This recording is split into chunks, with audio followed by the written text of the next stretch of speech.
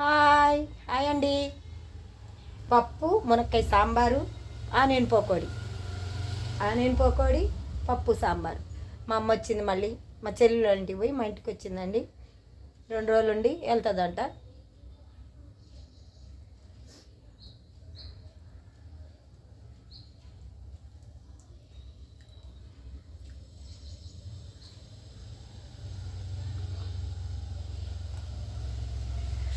మా అమ్మకు పెట్టాలంటే ఎంత సంతోషంగా ఉంటుంది కదా.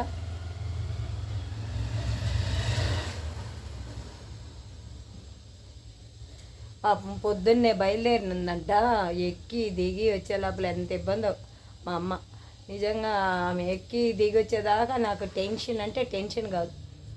ఎక్కేటప్పుడు దిగేటప్పుడు చాలా కష్టం. నాకు కూడా చాలా ఇబ్బంది ఎక్కేటప్పుడు దిగేటప్పుడు, బస్సులు ఎక్కేటప్పుడు దిగేటప్పుడు. పెద్దోళ్ళు పోవాలి రావాలంటే చాలా ఇబ్బంది.